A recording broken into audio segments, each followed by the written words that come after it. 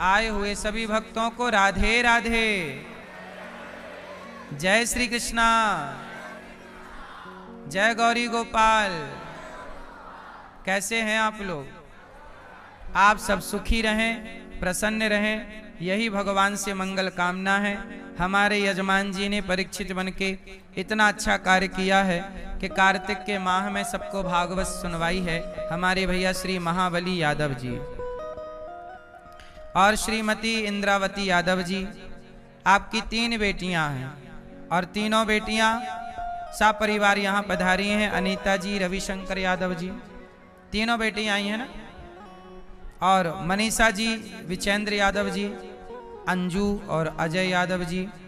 स्वर्गीय पिता माता प्रसाद यादव जी की पुण्य स्मृति में आप विष्णुनगर चैम्बूर मुंबई से आप आए हैं। स्वर्गीय श्री बलय जी, बलय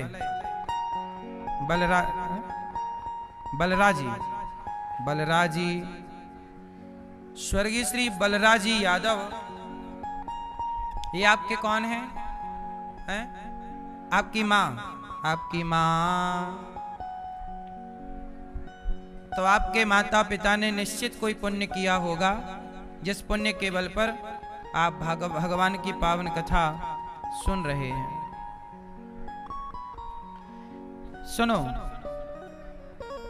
देखो 84 लाख योनियां हैं और इन 84 लाख योनियों में किस तरह से व्यक्ति काम करता है और दोष किसे लगाता है, एक छोटी सी कहानी सुनो, पूरी बात समझ जाओगे। एक राजा थे, उन राजा ने, बहुत ध्यान से सुनना, कितने लोग सुन रहे हैं ध्यान से? ओ पीली मैया,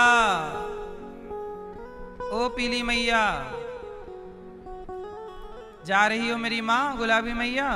जाओ, टाटा,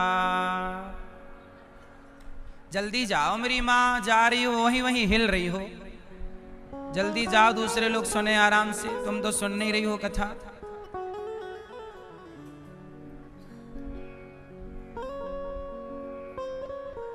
शांति से बैठो, सुनो। एक राजा थे, राजा के 3 मंत्री को बुलाया। राजा ने बोला, मंत्री यहाँ आओ, 1 2 3 मंत्री।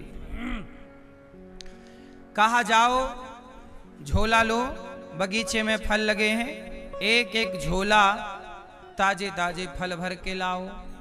राजा ने आदेश दिया, तीनों मंत्रियों को जाओ, एक एक बैग झोला ताजे ताजे फल लाना है। तीनों को बगीचे में भेज दिया। एक मंत्री गया, पेड़ पर चढ़ा, ताजे ताजे फल समेटने लगा, क्योंकि राजा की आज्ञा है।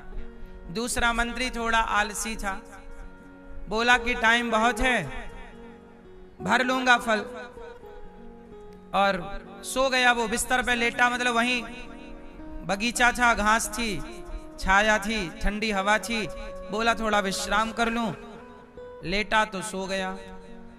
तीसरा, बगीचे का जो माली था, जो बगीचे का रख रखाव करता था, तीसरा मंत्री उस माली से बोला कि ये बगीचा में कितने पेड़ हैं, कितना फल होता है, कौन खरीदता है, कौन बेचता है, कौन हिसाब किताब करता है। अब वो करने लगा बात, तो बात करने में उसका समय खर्च। दूसरा सो गया, सोने में समय खर्च। और तीसरा पेड़ पर चढ़कर समेट रहा है ताजा ताजा फल। तब तक क्या हुआ, राजा ने तीनों मंत्रियों को आदेश दिया, आ जाओ, चलो, काम पूरा हो गया। अब जब तीनों को आदेश मिला कि चलो वापस, इतना ही टाइम था आपके पास, चलो, और जैसे ही सूचना आई कि वापस राजा साहब बुला रहे, तो जिसने ताजे ताजे समेटे, ताजे ताजे भर रहा था चढ़कर, वो तो बोला चलो, भर गया मेरा बैग। लेकिन जो सो रहा था उसका बैग तो खाली था। अब वो बोला क्या करें, तो जो नीचे बिखरे हुए थे वही जल्दी जल्दी भर लिया बैग में। नीचे थोड़ा माटी पत्थर, ऊपर फल। और जो पंचायत में लगा था बाहर, वो तो उसे जो अब सड़े सड़े रह गए, क्योंकि ताजे ताजे तो पेड़ पे चढ़ के ले लिया उसने, जो फिर भी ठीक ठाक थे वो सोने वाले ने, और जो पंचायती था वो उसके हाथ तो बिल्कुल सड़े पचे आए। राजा ने तीनों को बुलाया, चलो आओ। तीनों का झोला तैयार। राजा साहब ने कहा कि तुमने झोले में फल भर लिए? हाँ साहब भर लिए। अब बताओ करना क्या है? राजा साहब ने कहा कि इन तीनों मंत्रियों को जेल में डाल दो, अलग अलग अलग अलग, और खाने को वही देना जो इन्होंने इस झोले में भरा है। तीनों मंत्रियों को अलग अलग जेल में डाल दिया। अब जो मंत्री पेड़ पर चढ़ के ताजे ताजे फल समेट रहा था उसका तो कुछ नहीं बिगड़ा, क्योंकि उसने 2 सवेरे खाए 2 शाम को खाए, बढ़िया खुश, झोले में उसने ज्यादा फल भर लिए। अब जो सो गया था उसके झोले में पुराने फल थे गिरे हुए, कोई 2-4 दिन पहले गिरा था, वो कुछ सड़ रहे थे। अब वो कुछ सड़े फल खाया तो बीमार पड़ गया। और तीसरा तो वो जो पंचायती था उसके पास तो सड़े सड़े 1-2 दिन चला, तीसरे दिन से भूखों मरने लगा, और अंत में वह 10वें दिन मर ही गया। अब एक मंत्री मर गया, दूसरा मंत्री बीमार पड़ गया, चूंकि सड़े फल खाएगा तो बीमार, और जो तीसरा मंत्री था वो और स्वस्थ हो गया, क्योंकि ताजे ताजे फल खा रहा है, पकते जा रहे हैं वो खाते जा रहा है। अब मुझे आप लोग ये बताओ कि एक मर गया, दूसरा बीमार है, और तीसरा मस्त है, जेल के भीतर भी खुश है, हैप्पी है। अब आप लोग बताइए कि ये जो मर गया मंत्री, इसकी मौत का जिम्मेदार कौन है? और जो बीमार पड़ा उसकी बीमारी का जिम्मेदार? जोर से कौन? कौन? और जो तीसरा आराम कर रहा है 2 फल सवेरे 2 शाम को खाके, उसकी खुशी का, उसके सुख का जिम्मेदार कौन है? हाँ? कौन? वो स्वयं। क्या इन तीनों के दुख का या सुख का जिम्मेदार राजा है? भाई राजा ने तो सबको एक सा टाइम दे के भेजा था, एक सा बैग दे के भेजा था, एक से बगीचे में भेजा था, जाओ लाओ समेट के फल। अब सुनो, वो राजा और वो मंत्री कोई और नहीं, आप सब वो मंत्री हैं और भगवान वो राजा है। संसार के बगीचे में आप लोग अच्छे अच्छे कर्मों का फल समेटने के लिए आए हैं। यहां पर परमात्मा ने आपको, भगवान रूपी राजा ने आपको यहां भेजा है कि जाओ आप लोग अच्छे अच्छे कर्म करने का, अच्छे अच्छे कर्मों का फल समेट करके लाओ। लेकिन यहां आकर के कुछ लोग अच्छे अच्छे कर्म कर रहे हैं, तो कुछ लोग पांव पसार के सो रहे हैं, सो करके समय व्यतीत कर रहे हैं, है ना? ये मैया सो ही गई। और कुछ लोग पंचायत कर रहे हैं, कुछ लोग पंचायत प्रपंच करके, चुगली निंदा करके समय बर्बाद कर रहे हैं, कुछ लोग सो करके संसार के विषयों में समय बर्बाद कर रहे हैं। और जो व्यक्ति अपने समय का जिस तरह उपयोग करता है, क्योंकि आप अपने टाइम पर जो कमाओगे, अच्छा कमाओ या बुरा कमाओ, वो आपकी संपत्ति बन जाएगी और वही आपको मिलना है। यहां से जब आप लोग मरकर जाते हो तो वहां कोई तुम्हारी दादी पकवान लेके थोड़ी खड़ी रहती है। यहां जो तुमने किया होता है, अच्छा बुरा कर्म, वह कर्म ही तुम्हें वहां तुम्हारा इंतजार करता हुआ मिलता है। वहां तुम्हारी दादी इंतजार नहीं करती। जब मरोगे तब जो तुमने कर्म किए होंगे, अच्छे या बुरे, वही कर्म का फल तुम्हारा इंतजार कर रहा होगा।